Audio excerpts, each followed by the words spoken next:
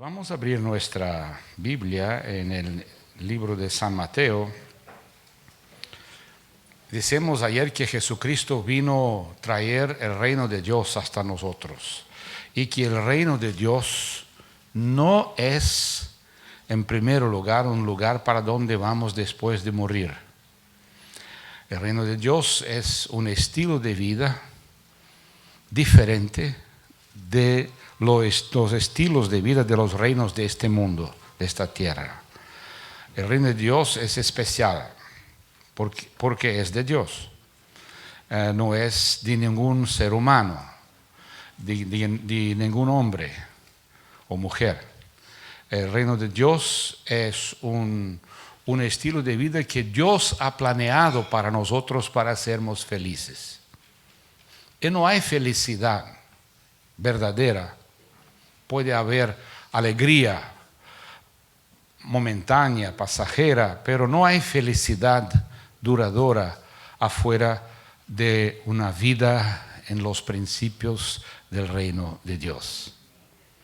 A veces no es fácil, porque estamos yendo en contrario a los principios de los reinos de este mundo, pero es la única manera de hacer la diferencia. Y si no hacemos la diferencia, ¿qué estamos haciendo acá?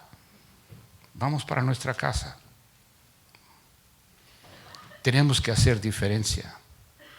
Tenemos que ser diferentes en nuestra manera de, nuestras acciones, en nuestra manera de pensar, en nuestras relaciones. Y el reino de Dios, hermanos, no es basado en teología, no es basado en doctrina. El reino de Dios está basado en relaciones interpersonales. Esta es la base. Estilo de vida. ¿Está correcto? Estilo. Estilo de vida. Relaciones, basado en relaciones. Relaciones como el marido y la esposa se relacionan, cómo se relacionan los padres con los hijos, cómo nos relacionamos en el trabajo con nuestros amigos en el trabajo, con nuestro patrón, ¿sí? Nuestro patrón, cómo nos relacionamos con nuestros empleados, nuestros vecinos, en el tránsito. Somos diferentes. Las personas pueden ver quién somos. Pueden ver que somos diferentes por nuestra manera amable, agradable de ser, nuestra manera correcta de ser, con nuestra manera ética de ser. Hablamos la verdad todo el tiempo. Nuestra vida moral, nuestros conceptos morales. El reino de Dios no tiene nada a ver con la institución doctrinaria que muchas veces nosotros achamos que es tan importante. Decimos también ayer que iglesia o la iglesia tiene un background, antecedentes en la palabra griega eclesia. Y expliqué ayer que la iglesia era un grupo distinto de ciudadanos que iban a otros países que los soldados romanos conquistaban. Ellos iban después del ejército, después de haber paz, estar todo conquistado, la iglesia iba para instituir, enseñar este pueblo, los nuevos conquistados, a vivir como se vive en Roma.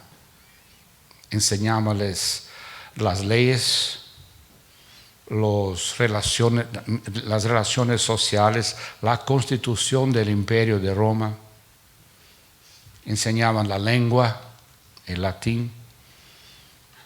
Así que cuando Jesús dijo en San Mateo 18, habló con Pedro y sobre esta roca edificaré mi iglesia.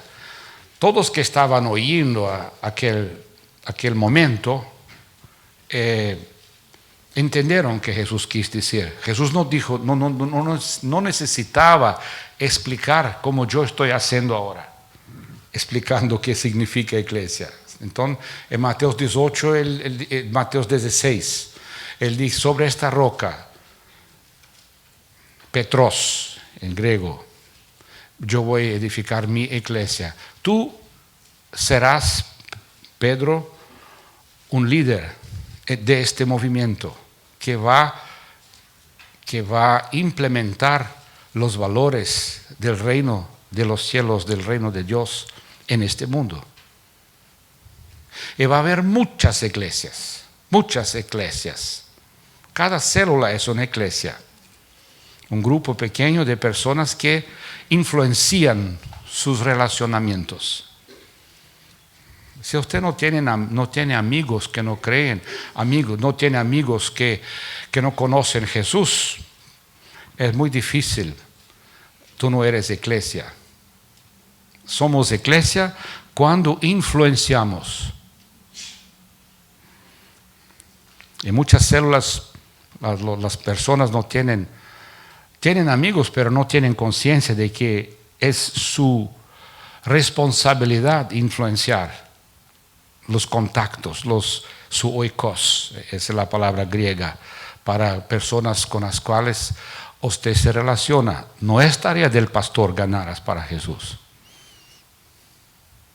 de cada miembro de la iglesia, de cada miembro de hacerle como grupo, hacer actividades para atraer estos amigos, para que vean que somos diferentes, para que aconteça o que está en 1 Corintios 14, 24, 25, cuando vieron a las personas que vienen a la célula, ven a la obra de Dios en la célula, ellos se prostran con el rostro al suelo y dicen, verdaderamente Dios está entre vosotros. Esta es la iglesia. Si no tiene esto, es una simple reunión de amigos, una reunión de simpatizantes del Evangelio.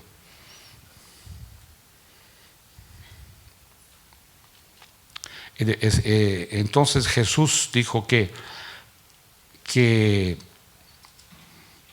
dio una tarea, cuando mencionaba la palabra iglesia, tenía en mente esta tarea de expansión del reino de Dios. Y después en Mateo 18, él habla del pecado, cuando acontece que en esta iglesia, en este grupo, alguien se desvía, entonces la iglesia es responsable, la célula es responsable por admonestar,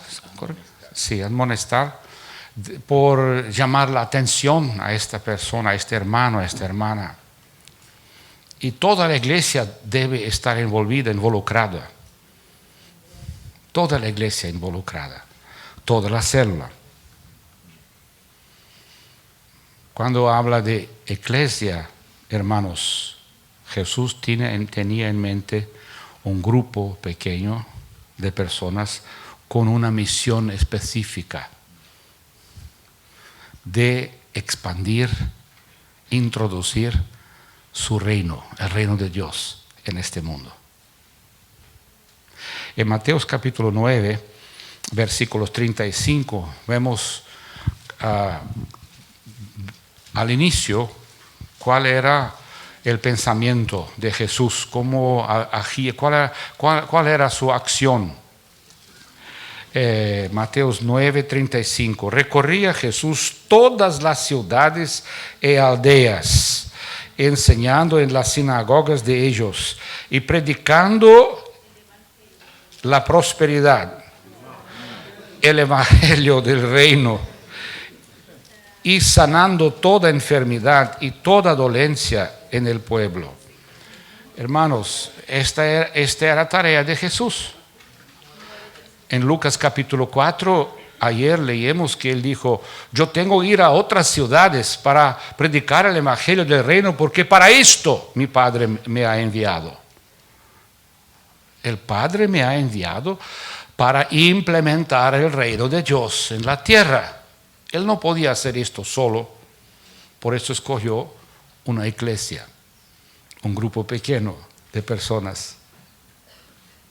Y cuando Pablo escribe sobre la iglesia, Pedro habla de iglesia, todos ellos nunca pensaron en la asamblea de todos los creyentes, de 300, 400, 500 personas reunidas en un lugar. Siempre pensaban, cuando escribieron las cartas iban para la ciudad, a los romanos, la carta iba para Roma, y iba de iglesia en iglesia, de casa en casa, hermanos. Y leían la carta y decían, esto es que el apóstol está nos orientando a hacer. No era leída del púlpito. Las cartas empezaron a ser leídas de un púlpito en un edificio 400 años después. No era la intención. Así que usted puede ver, cuando lee el Nuevo Testamento, 90% de las, ¿cómo se dice?, indicaciones, de las sugerencias de vida, de estilo de vida, observaciones que los apóstoles hacen, recomendaciones, es la palabra que procuraba. 90% de las recomendaciones es para la vida en comunidad, basada en relaciones, hermanos. No eran tratados teológicos, doctrinarios.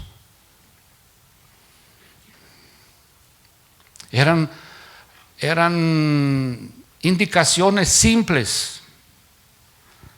Ustedes traten unos a los otros bien, no mintan unos a los otros, amen unos a los otros. Tiene casi 40 unos a los otros en todo el Nuevo Testamento.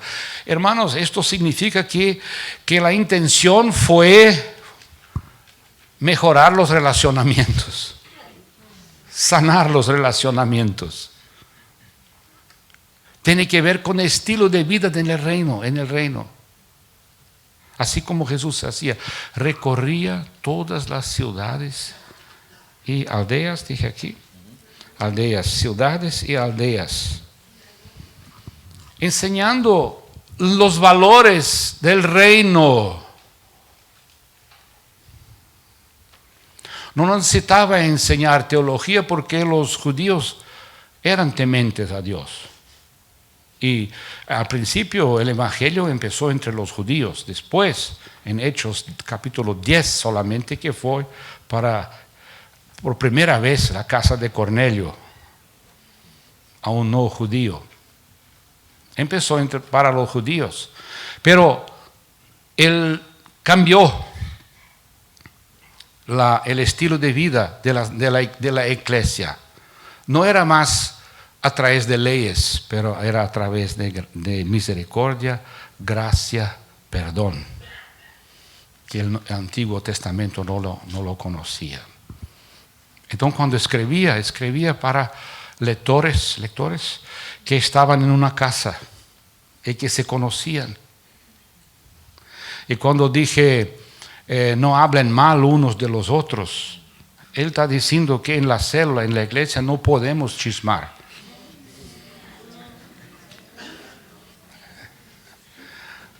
¿Por qué están?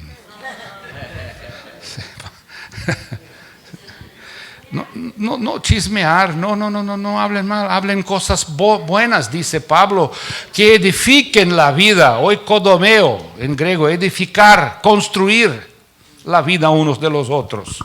No hablen cosas que hagan mal, ni a los miembros de la iglesia y ni a los de afuera.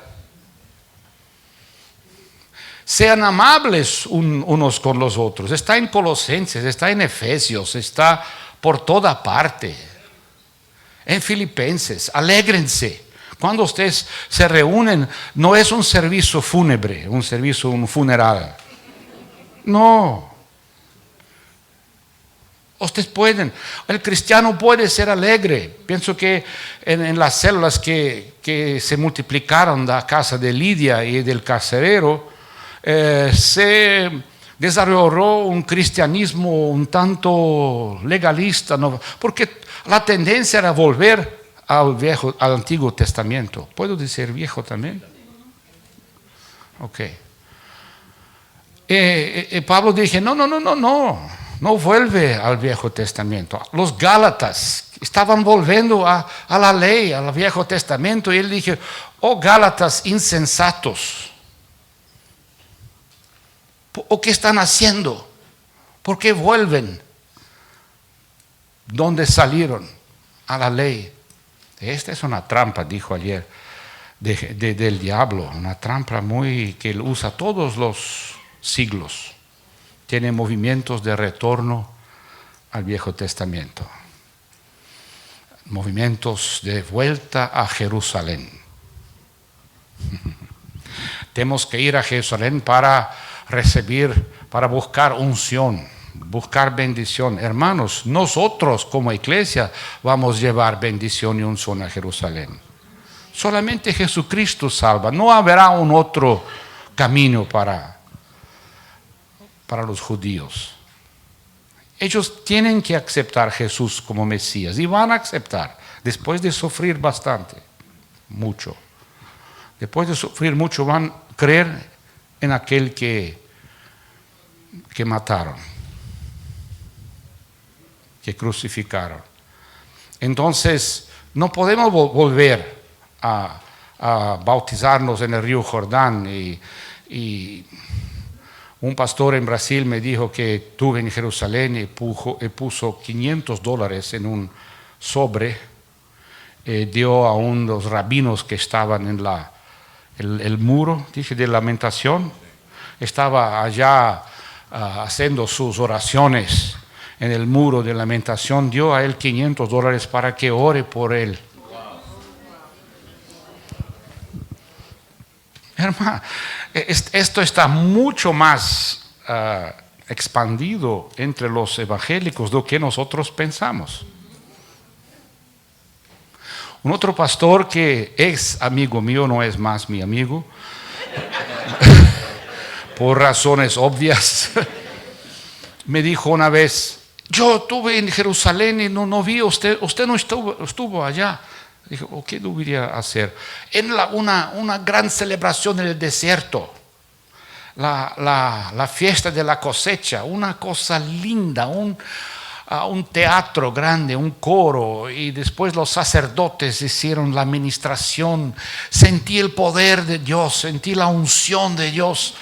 Dijo, hermano, yo ya salí del desierto a mucho tiempo. ¿Quieres me llevar de vuelta al desierto?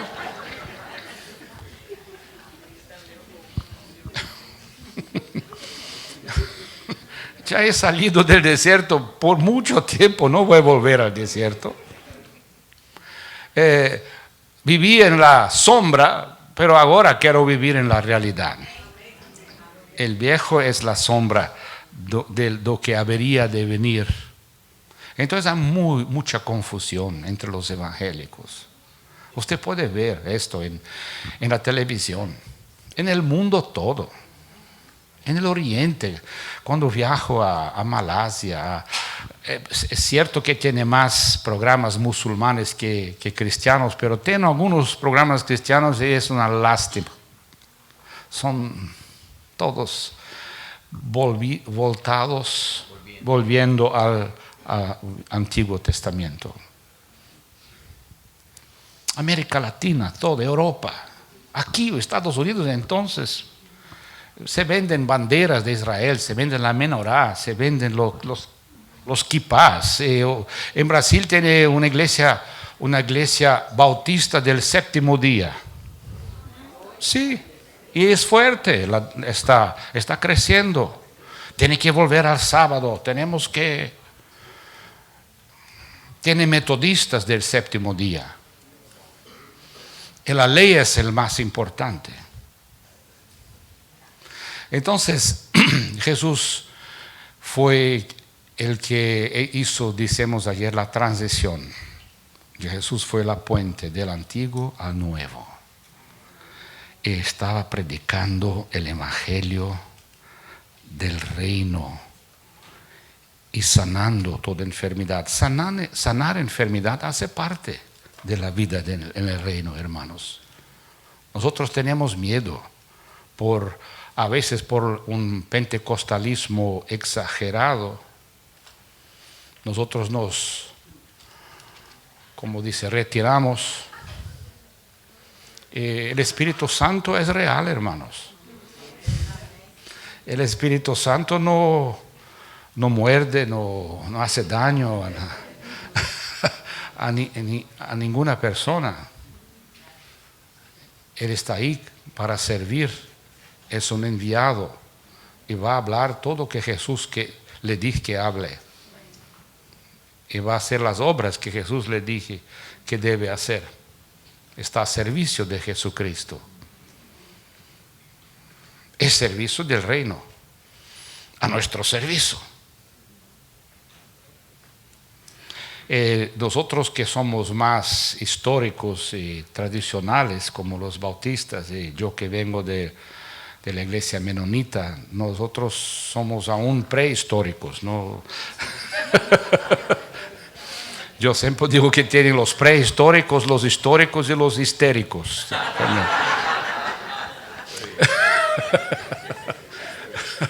Así que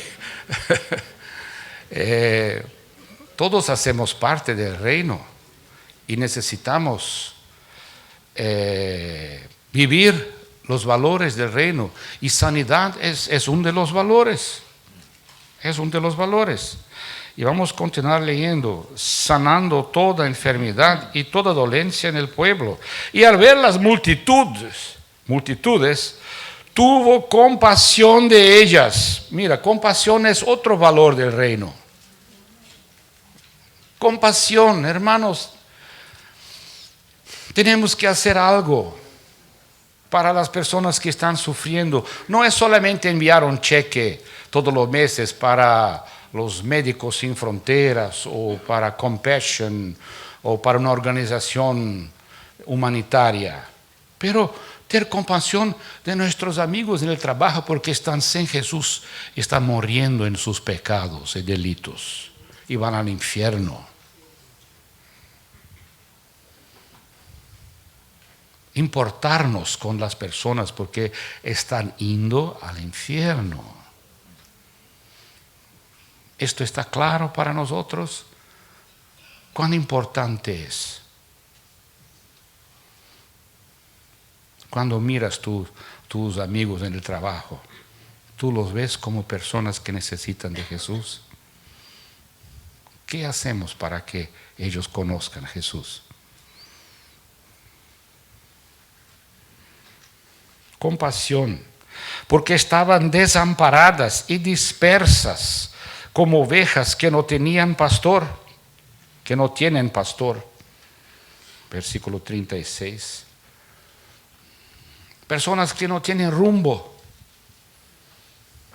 Personas que no saben o qué hacer cuando el enemigo ataca las relaciones, el matrimonio.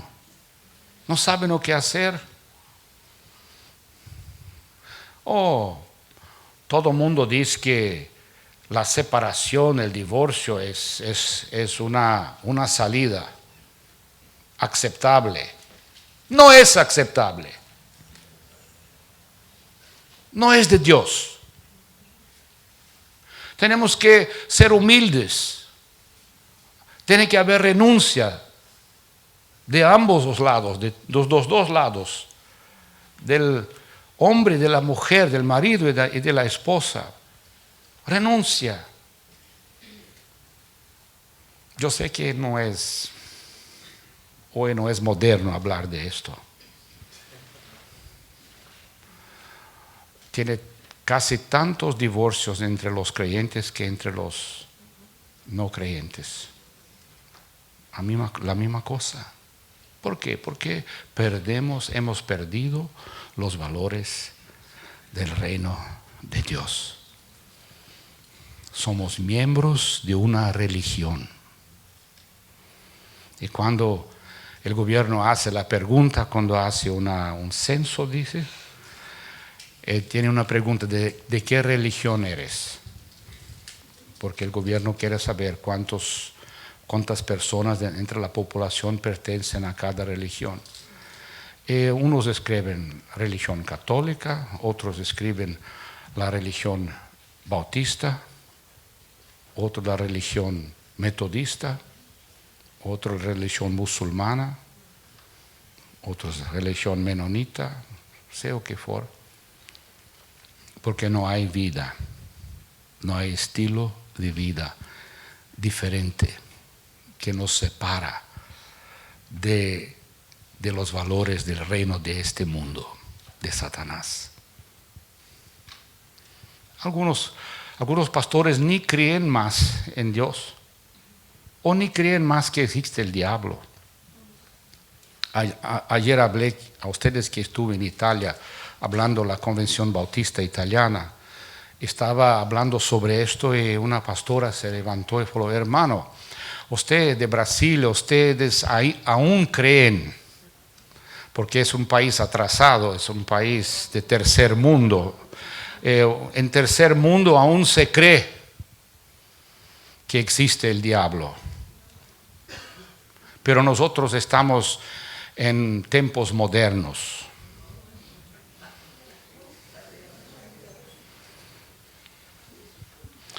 Y yo me callé, no contesté, no quería seguir el asunto. Y después el presidente de la convención vino y me dijo: hermano, no te importes, porque tenemos algunos pastores que no creen ni en Dios. Dios es un mito. Y tenemos que desmitologizar la Biblia. Y se saca todos los mitos, no resta nada. O sea, todo es mito. Son evangélicos. Entonces Jesús, cuando vio las multitudes, tuvo compasión de ellas porque estaban desamparadas y dispersas como ovejas que no tienen pastor. Entonces dijo a sus discípulos: a la verdad, la mies es mucha, mas los obreros pocos. Rogad pues al Señor de la mies que envíe obreros a su mies. No está pidiendo Jesús que roguen por la mies, porque la mies ya está madura, está pronta, la cosecha está lista.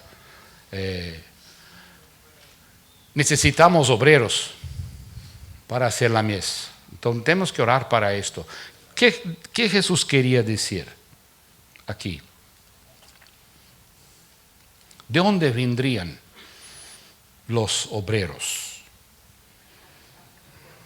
a su mies? ¿De dónde vendrían? ¿Del planeta Marte? Van a ser acá en la calle y a presentarse el pastor Freddy. Pastor, estamos acá para ayudarle a hacer la cosecha.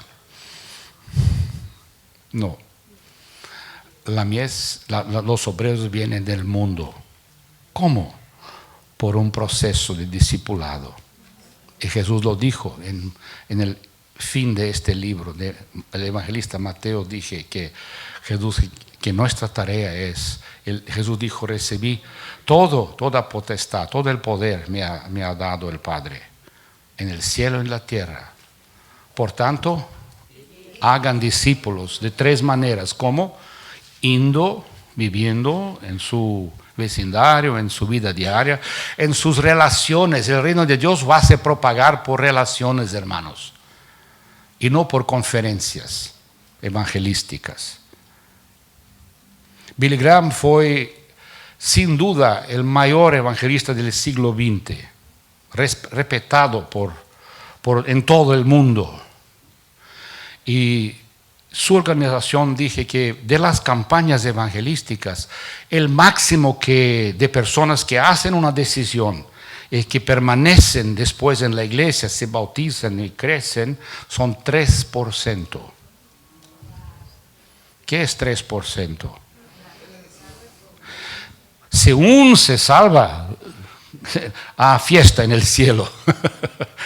Pero todo esfuerzo, todo, ¿por qué? Porque la salvación puede entrar por algunas personas, entra por el intelecto, para otros entra por el corazón, para otros entra por vida, vivir con otras personas. No importa, pero tenemos que tener estas dos áreas juntas, la emoción y la razón. Y la vida es la tercera. Acompañar, así como Jesús invirtió en sus discípulos por 3 años, decimos ayer, para transformar sus valores. No es decir, ¿quién quiere aceptar a Jesús? Yo quiero. Todos quieren escapar del infierno, ¿no es verdad? Ir al cielo. Pero no es caso de una decisión emocional o intelectual, pero es un estilo de vida cambiado, que empieza con una decisión. Y si alguien hace una decisión, está salvo. Pero la mies, ¿dónde fica la mies? Entonces nuestra tarea es, a través de relaciones, hacer discípulos y transformar estos discípulos en obreros para hacer la cosecha. Transformar la cosecha en cosechaderas, las máquinas cosechadoras, sí. Transformar la cosecha en cosechadoras. Esta es nuestra tarea. Ganar las personas, ayudarlas a crecer, invertir en su vida para que vivan los principios y los valores del reino de Dios, para que ellos también empiecen a ganar y hacer la misma cosa. Esta es la secuencia. Esta es la secuencia. Entonces, Jesús es nuestro ejemplo. Dijo ayer que tenemos que volver a reaprender con Jesús. Para esto tenemos que desaprender muchas cosas. Y si releemos el Nuevo Testamento, vamos poco a poco cambiando también. No tengo nada en contrario al Antiguo Testamento, nada en contrario. Pero para mi estilo de vida en el reino de Dios necesito el Nuevo Testamento. Es la nueva alianza, el nuevo pacto que Dios hizo con nosotros. En la cena, Santa Cena, estas son las palabras. Este pan representa mi cuerpo y esta copa representa mi sangre, y el pacto fue hecho con su sangre. Él derramó su sangre en la cruz para nos salvar. Este es el mensaje. Este es el mensaje del reino.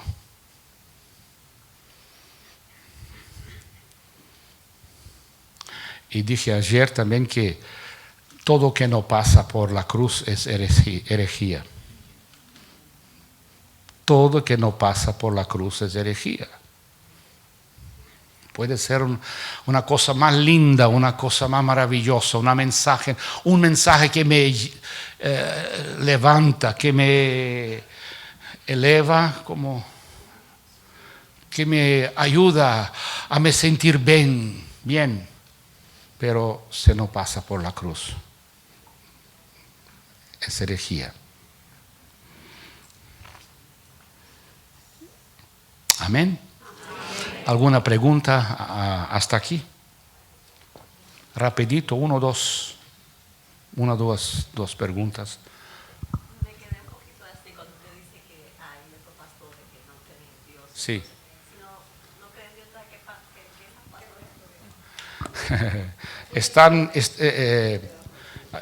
Es una cuestión, la religión pasó a ser una cuestión filosófica. La filosofía explica, es pensamiento positivo, es creer en Dios como una entidad positiva, con influencias positivas, así como otras entidades, existen muchas otras. Entonces el diablo tiene muchos caminos para muchas trampas, es una realidad, es una realidad. Muchos maestros en los seminarios teológicos, es muy difícil hoy encontrar un seminario teológico que no tenga al menos 1 o 2 maestros, doctores en teología que están usted no sabe dónde están. Sí, no sabe y ellos, usted nunca va a descubrir en verdad lo que creen y lo que piensan. Según lo que la hermana preguntó, ¿verdad? Que usted también dijo que en esa conferencia de allá de Italia también alguien dijo que el diablo no existía. No existe, sí. Porque ellos no han pasado por la cruz de Cristo. Sí. Sí. Sí, tiene muchos que son pastores que no pasaron por la cruz. No pasaron, no. Son profesionales de la fe. Estudiaron cualquier otra cosa, no se salieron bien, al fin van a estudiar teología. Son herejías, como usted dice, no pasan por la cruz, son herejías. Son herejías, sí, es verdad. La cruz es no solamente la señal, pero la puerta de entrada. Es estrecha la puerta. Y requiere muerte, porque no podemos nacer de nuevo si no morimos antes. No hay nuevo nacimiento. Esto que Nicodemo no entendió. ¿Cómo? ¿Cómo hacer esto? Entonces es muy importante. Y Pablo en Gálatas, lo dijo ayer, capítulo 2, 18 a 20, dije, yo fui crucificado con Cristo. Y ahora, Pablo no vive más, pero ¿qué vive? Cristo vive en mí. Y la vida que ahora vivo, la vivo por la fe. En capítulo 5 repite el mismo. Amén.